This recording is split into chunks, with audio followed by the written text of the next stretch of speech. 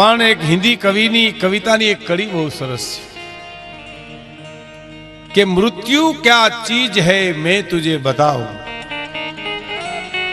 मृत्यु क्या चीज है मैं तुझे बताऊं। શું કીધું? એક મુસાફિર થા રાસ્તા में नींद आ गई। એક મુસાફર છે ગીતાના ન્યાયે રસ્તામાં ઊંઘ આવી ગઈ પાછો ઉઠીને હાલતો થઈ જવાનો છે। એમ મૃત્યુ અનિવાર્ય છે। મૃત્યુ આપણી ભારતીય સંસ્કૃતિ પ્રમાણે શોક કરવાને લાયક નથી। મૃત્યુને આપણે મંગલ ગણ્યું છે મહાપુરુષોએ। હું જ્યારે પૂજ્ય બાપુને ત્યાં હું આવ્યો ધૂપ લેવા ત્યારે હું એ જ વાત કરતો હતો। પૂજ્ય ઇન્દ્ર ભારતી બાપુ મને એ જ કીધું હતું કે આપણા દેશના ઋષિ પરંપરાએ મૃત્યુને મંગલ ગણ્યું છે। પણ 100 વર્ષે આપણે જેને દુકાળ કહીએ એવી માં જે છે એ પૂર્વાશ્રમમાં હોય સંત, અને આપણે તો ખરેખર માનું જતન બહુ થયું છે। રામકૃષ્ણ પરમહંસને વંદરાવન ગયા અને ત્યાં એને એમ કહેવામાં આવ્યું કે તમે અહીં રહી જાઓ, અહીં મજા આવશે। તો ના ના, મારા મા ત્યાં છે એટલે હું અહીં નહીં રહું। અને એ જ વાત આદિગુરુ શંકરાચાર્યમાં પણ આવે છે, કારણ કે એ પણ અંતિમ ઘડી આવી ગયેલા છે અને કારડીમાં વિરોધની વચ્ચે પણ માને અગ્નિ સંસ્કાર એમણે કર્યો છે। એ સાબિત કરે છે કે મા શું છે। એકાક્ષરી મંત્ર છે ભાઈ, જેમ કીધું એમ। પણ મેઘાણી એક પ્રસંગ લખે છે, એની આજુબાજુ એક પ્રસંગ કહીને મારે મારા શબ્દોને વિરામ આપું। કારણ કચ્છમાંથી પણ કેટલા કલાકારો આવ્યા છે, ગુજરાતમાંથી સંતો મહાપુરુષો આવ્યા છે। એ બધાઈને સુર શબ્દની સાધના અથવા તો અંજલિ ભાવાંજલિ આપવાની હોય એટલે હું એક પ્રસંગ મારે કહેવો છે આપણે। એકાક્ષરી મંત્ર મા શું છે? મેઘાણીભાઈ લખે છે, ઝવેરચંદ મેઘાણી, એક માને એક દીકરો ગુજરી ગયા પછી મા એના વિરહમાં જુરે છે અને પડખામાં સૂત્યો હોય તો ઓશિકો આવે તો મારો દીકરો સૂતે છે। એટલે ઝવેરચંદ મેઘાણી લખે છે કે પાછલી રાત નાયા પહેલે પરોઠીએ जब किन माँ तुझार जागे, पाछली रात ना पहले परोठिए जब किन माँ तुझार जागे।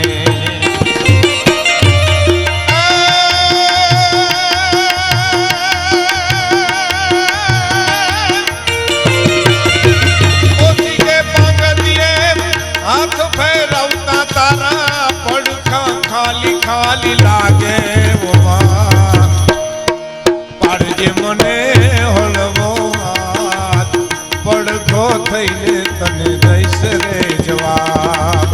પાછલી રાત નાયા પેલે પરોઠીએ જબ કિન માં તુજાર જાગે।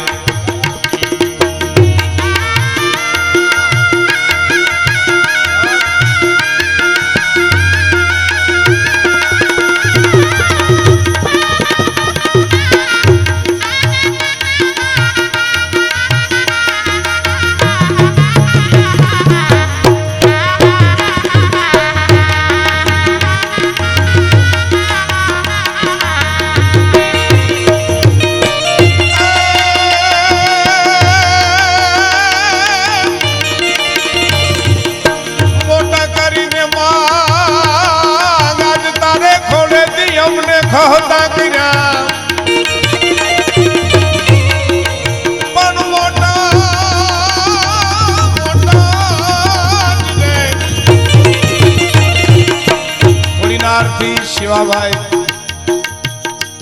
અને કોડીનાર વિસ્તારના પણ ઘણા ભાઈઓ અહીંયા આવ્યા છે।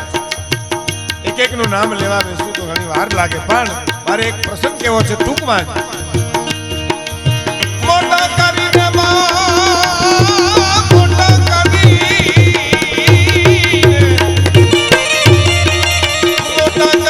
માન કે તારે ખોલે દી અમને ખહતા કર્યા, પણ પાછો ખોળો ખુદવાને એ અમને કરીને બાળક કાગડા।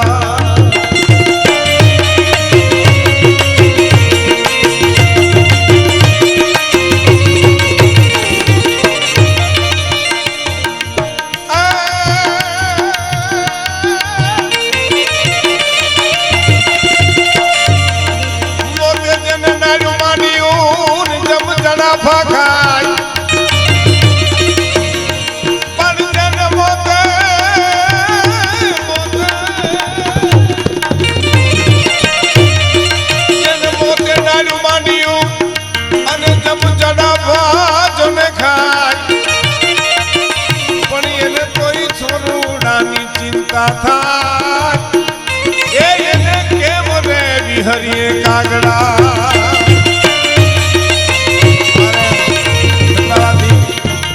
વાતા શ્રી ગુલાભાઈ પણ આવ્યા કોશી કે પાંગતીએ હાથ ફેરવતા તારા પણ ખાલી ખાલી લાગે પાડજે મને પડવો હાથ પડખો થઈને તને દઈશ રે જવાબ પાછલી રાતમાં પેલે પરોઢીએ જબકીન માં તું જાર જાગે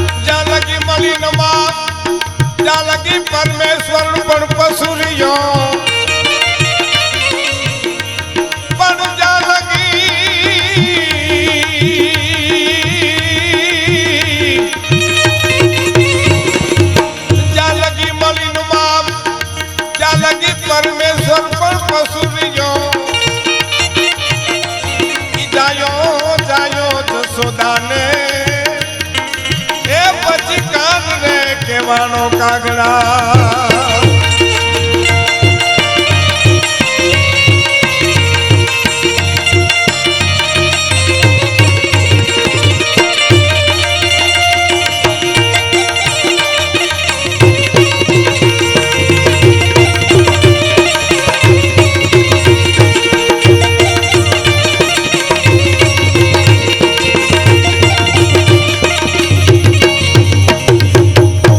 વિશે યુગો સુધી બોલો તોય એનો પાર ન પામે એક સાધુએ મને બહુ સરસ વાત કરી હતી મને કે ભાઈ ભગવાનને એકવાર વિચાર આવ્યો તો કે હું ઘરે ઘરે નહીં પહોંચી શકું પછી એને માનું સર્જન કર્યું અને મને તમને એમ કીધું મને પગે લાગવાની ભગવાન की ઈચ્છા થાય તે તમારી જનેતાને પગે લાગી લેજો એટલે મને પગે લાગ્યા બરોબર જ આ જે માં એનો એક પ્રસંગ ટૂંકમાં આપના સામે હું કહી દઉં આખું રામાયણ અને એનું મુખ્ય પાત્ર માં કઈ કઈ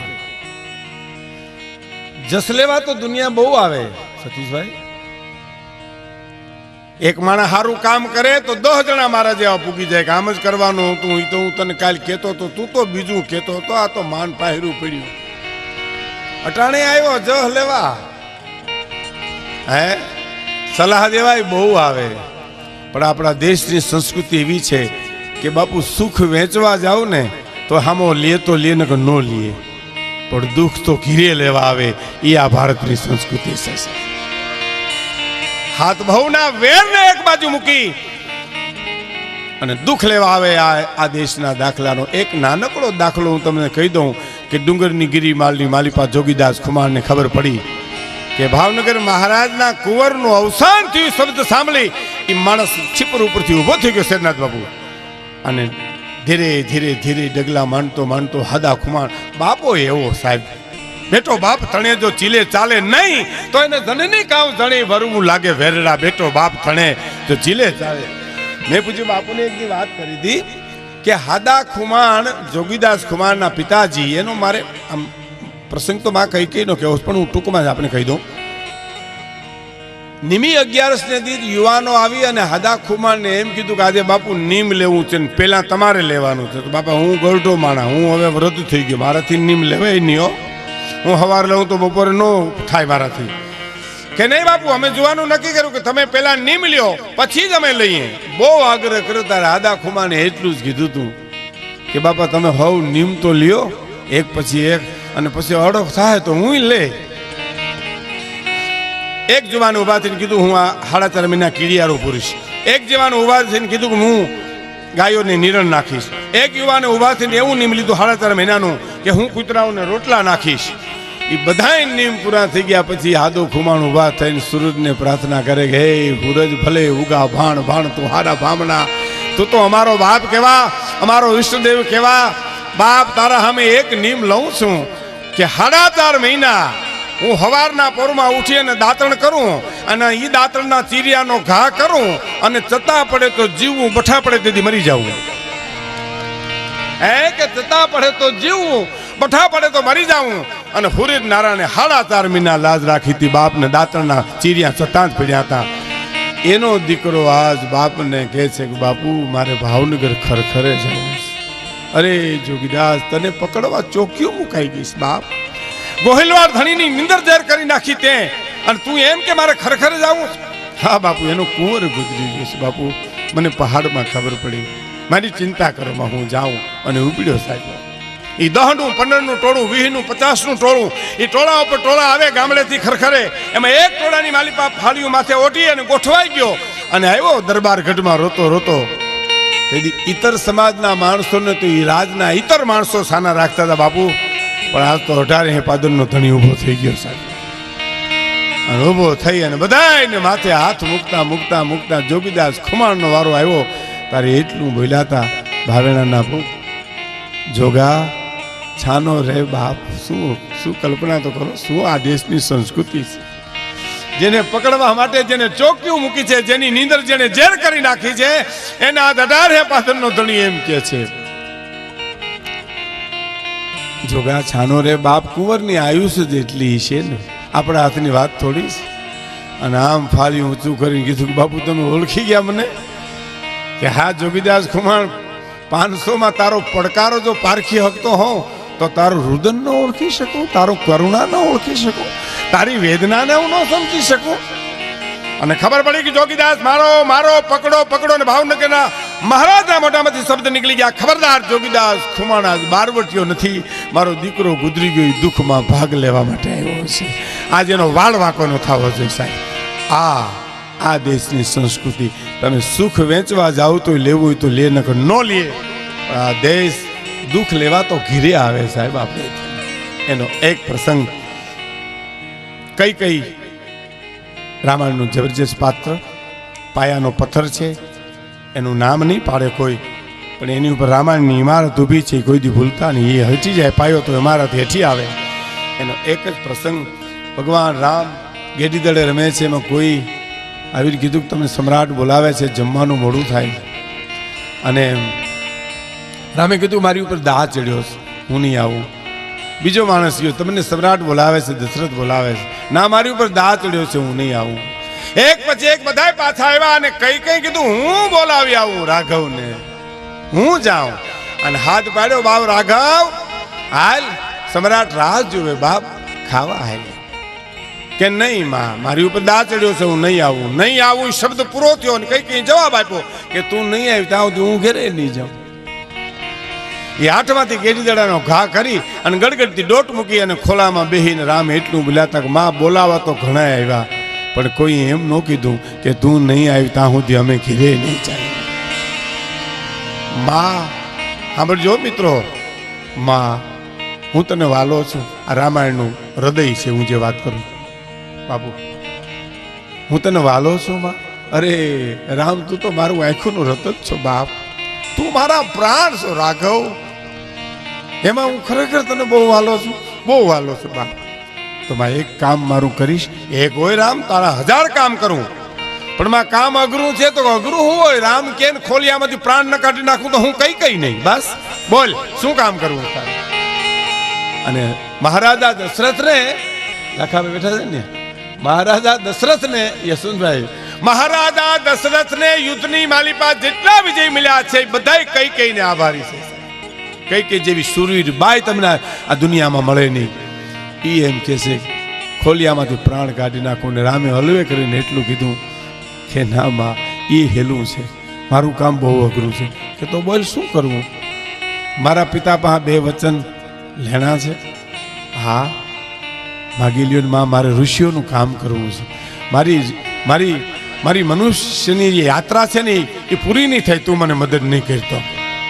કે તો શું કરવું? પેલા વચનમાં ભરતને ગાદી માગી લે અને બીજા વચનમાં મારો વનવાસ માગી લે.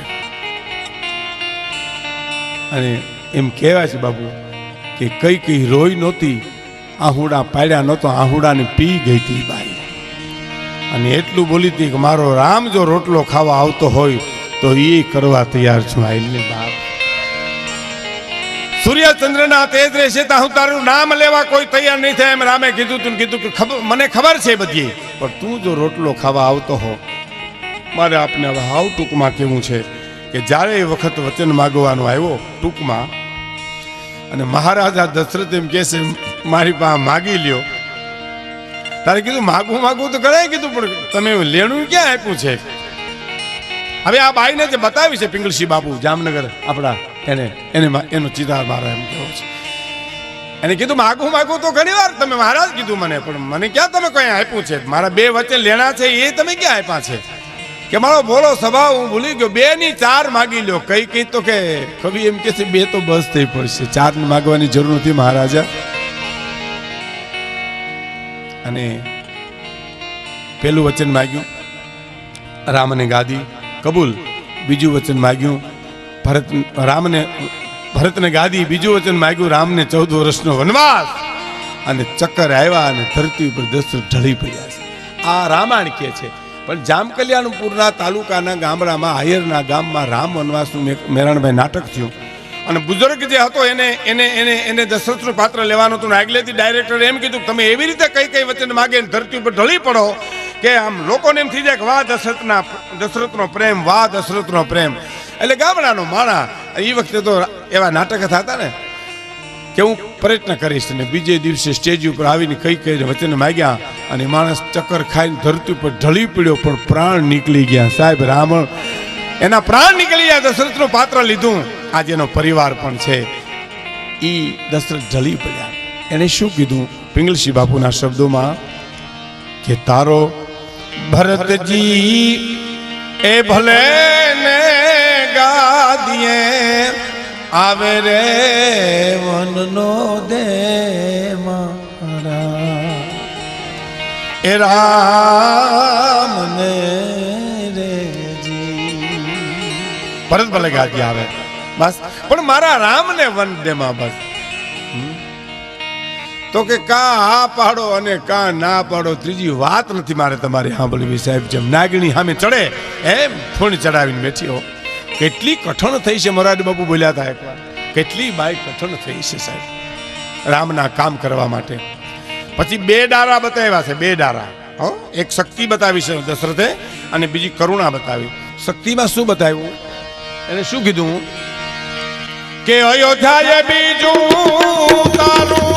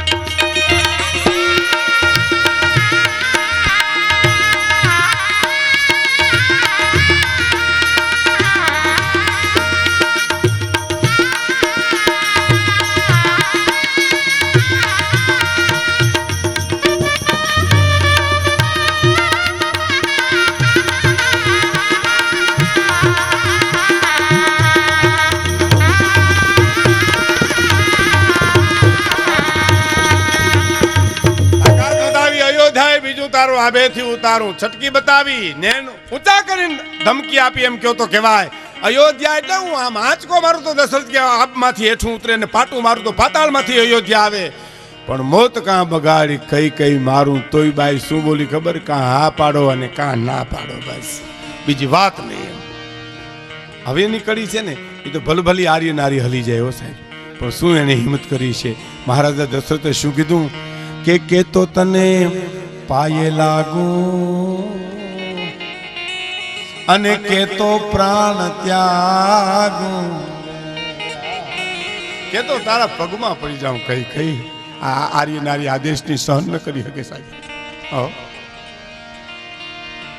કે તો તને પાયે લાગું અને કે તો પ્રાણ ત્યાગું રે. અમારે ભાવનગરથી પણ બધા મહેમાનો આવ્યા છે.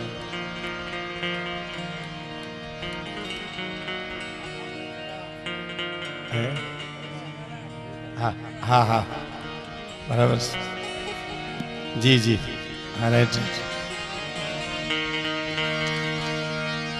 કે તો તને પાયે લાગું અને કે તો પ્રાણ ત્યાગું રે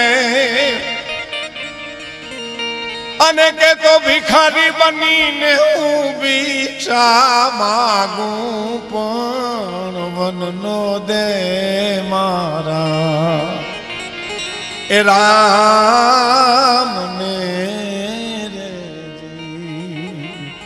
કે તો તને પાયે લાગવા હા કે તો પ્રાણ ત્યાગું કઈ કઈ તું કેમ આખી જિંદગી તારે સામે હું ભિક્ષા પાત્ર ભીખ માગું પણ માને રામને તું વન. શું બાઈ બોલી ખબર? મહારાજ કાં હા પાડો અને કાં ના પાડો. અને અંતે આપ જાણો છો રામને વનવાસ મળ્યો.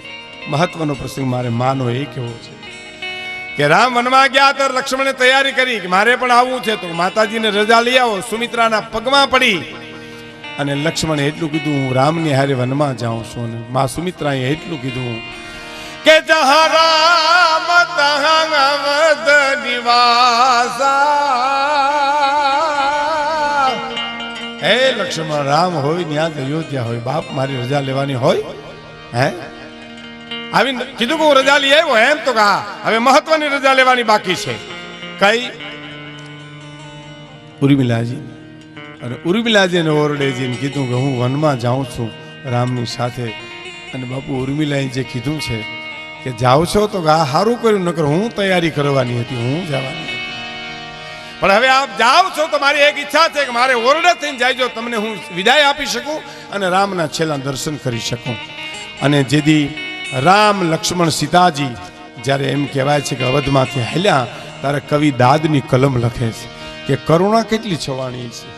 આજ પણ આપણે એમ કઈક દીવો રામ કરો ફલાણા ભાઈમાંથી રામ વયો ગયો પણ જીવતો જાગતો રામ જેદી ગયો હશે અયોધ્યા છોડી તેથી એની કરુણા કેવી છે કવિ દાદ એમ લખે છે હે એ જે હાલી રે અયોધ્યા રામ ને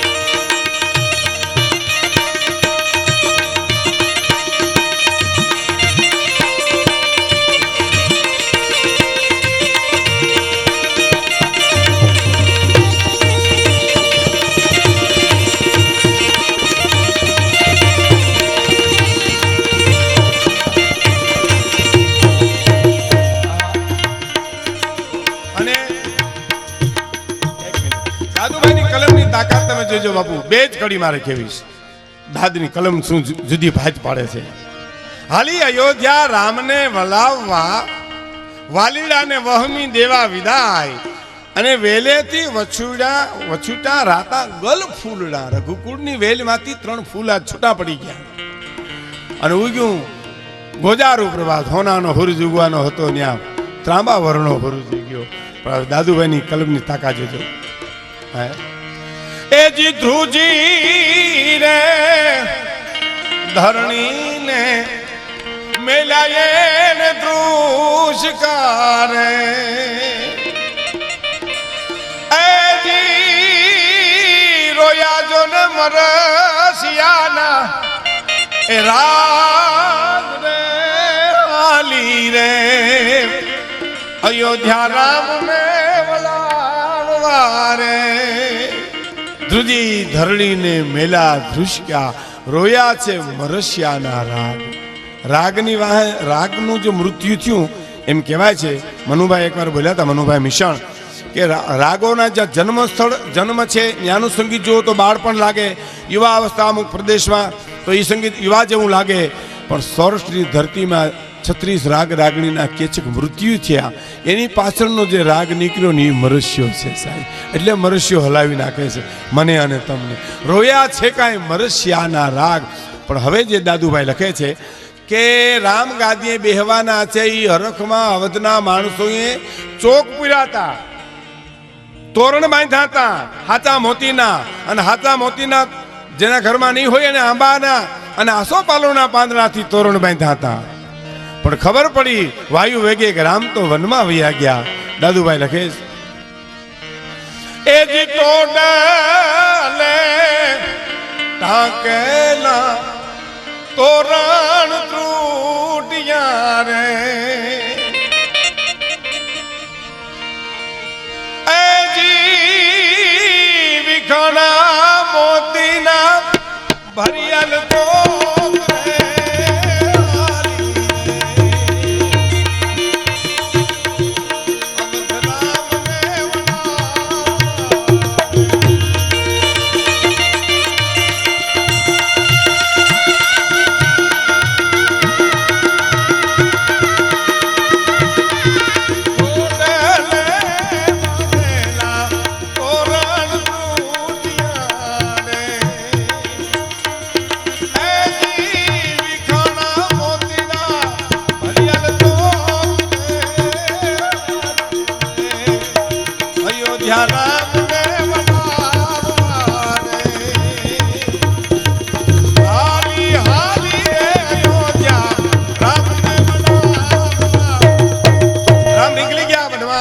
છવાઈ ગઈ. મારે જે પ્રસંગ કેવો છે 5 મિનિટમાં કહી દઉં કે રામ 14 વર્ષનો વનવાસ પૂરો કરીને જ્યારે અવધમાં પધાર્યા, તારે જન્મ રંક જનુ પારસ પાવા, અંધહી લોચન લાભ સુહાવા. વનમાં રાક્ષસોને સંહાર કર્યો.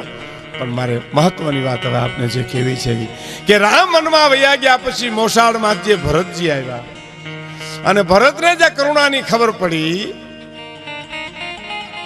વચ્ચે એક વાત કરી દઉં. રામ વિદાય વખતે કૌશલ્યાજીને મળવા ગયા ને ત્યારે માતાજીની આંખમાં આંસુ ભાળી રામે પૂછ્યું હતું એમાં કે તમે રુદન શું કામ કરો છો? વનમાં જાઓ એમાં તો તમારે હસવું જોઈએ ને, કારણ કે મેં તો મારા પિતાનું વચન શિરોમાન્ય કર્યું છે. મેં જો વચનને ઠોકર મારી હોત ને તો તમે રોઈને એમ કહી શકત કે તે તારા બાપનું મોત બગાડ્યું. પણ માં હું તો વચનને લઈને જાઉં અને તમે રોવો છો કે રામ તું વનમાં જાનું રોવું નથી કૌશલ્યા કે, પણ તું વનમાં ગયા પછી મોહાળમાંથી જે ભરત આવશે અને એને જે વેદના થાય એનું રોણું મને અટાણેથી શરૂ થઈ ગયું છે.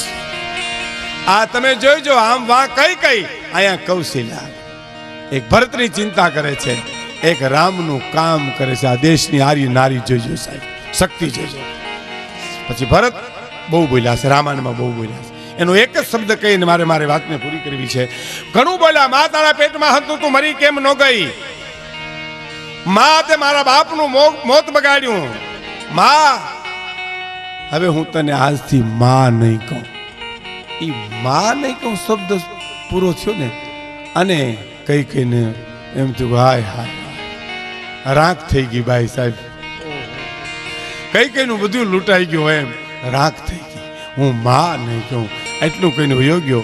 પછી બાપુ એકવાર બોલ્યા હતા, મોરારી બાપુ, કે આપણે એમ કલ્પના થાય કે કેમ બેઠી છે, એ 14 વર્ષ કેમ કાઢ્યા છે કકલાટની માલિપા, ખબર તો વિચાર તો કરો તમે. એની વચ્ચે જેને હોનાર સર્જી છે એની વચ્ચે ને 14 વર્ષના ગાળા. પણ મને એમ બાપુ કે લાગે છે કે કદાચ અવધના એક રાજના ઓરડાના ખૂણામાં નખથી ધરતી ખોતરતી ખોતરતી જીવતી છે, નીચા નેણ ઢાલીને. અને 14 વર્ષનો વનવાસ પૂરો થયો ત્યાં સુધીની તપસ્યા. બાઈ બહુ સુરવીર હતી સાહેબ. ભાઈએ જે વાત કરીને કે હનુમાનજી જ્યારે ઔષધિ લઈને આવતા હતા અને ફણાવીનાનું બાણ ભરતજી માર્યું અને હનુમાનજી હેઠા આવ્યા અને કોલાહલ મચી ગયો કે લક્ષ્મણને મૂર્છા આવી ગઈ છે, મોડું થાય, ભરત તમે ભૂલ કરી છે. અને કઈ કઈ જ્યાં બેઠી હતી ત્યાંથી આવીને એમ કીધું કે કોણ એમ કે છે કે લક્ષ્મણ બેઠો નહીં થાય? હે, ચિંતા કરો માં, હું કઈ છું. અહીંથી એક બાણ છોડું અને લંકાની કાંકરી જો રહેવા દઉં તો હું કઈ નહીં. હે, ચિંતા કરો માં, લક્ષ્મણ.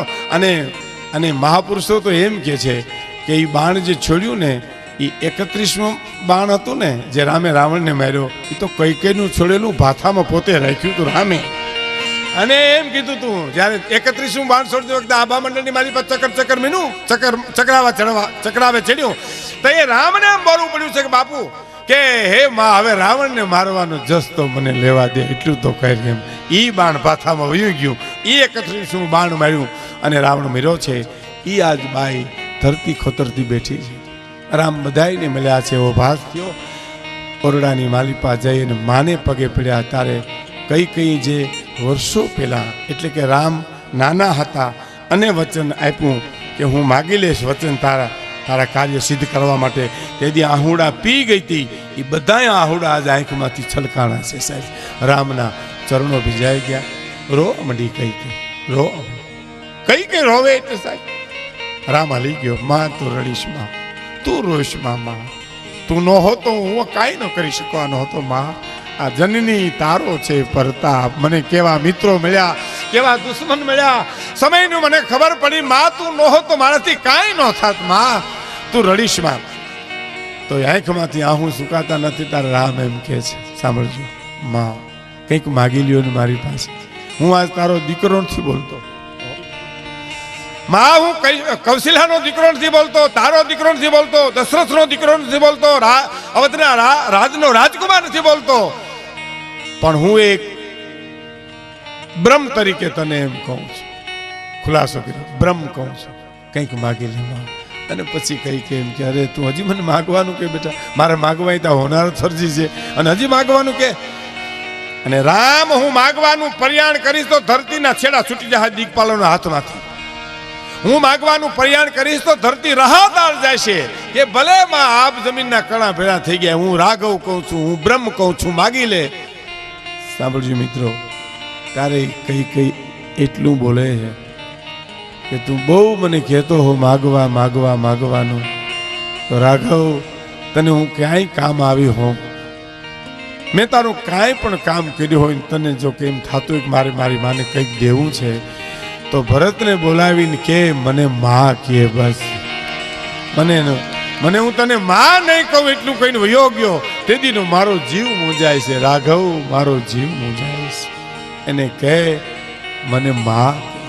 એટલે છેલ્લી બે કડી તમે જયપુરના શિલ્પીકારને કહો તો કદાચ હનુમાનજીની, રાઘવની, ખોડિયારની મૂર્તિ કરી દે.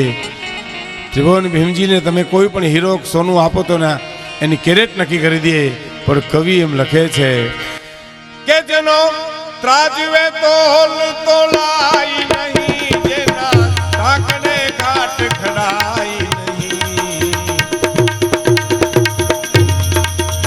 એ દુનિયામાં બધું મૂલવાઈ છતાં આના હૈયાને મૂલવાઈ નહીં, આના હૈયાને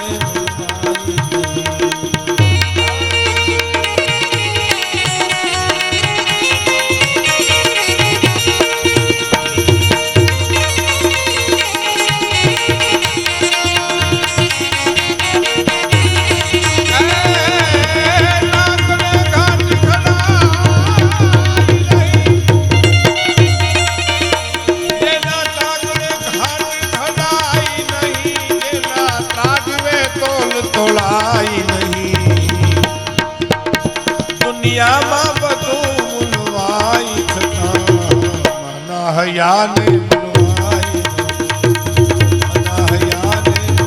અને એની એક જ મહત્વની કડી, એના પતિ હારે મરી જાવું હતું, તેમ છતાંય જીવવું પડતું હતું. એના પતિ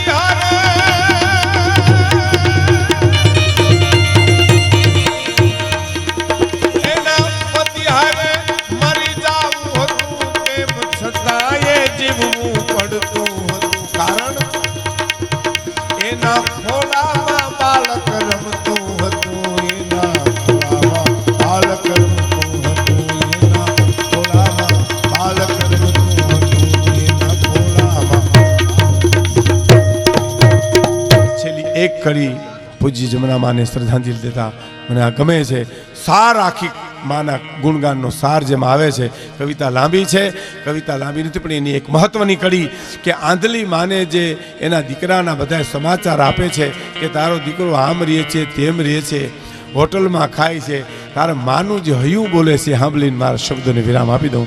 શું કે છે કે હોટલનું જાજુ એ ખાસ માં બેટા રાખજે, તું તો ખર્ચી ખૂટનો માપ રે બેટા, ખર્ચી ખૂટનો માપ. દવા દારૂના એ દોકડા આપણે કાઢશું ક્યાંથી, એ બાપ કાયા તારી રાખજે રૂડી, આપણા ગરીબની જ છે મૂડી. બેટા કાયા તારી રાખજે રૂડી, આપણા ગરીબની જ છે મૂડી.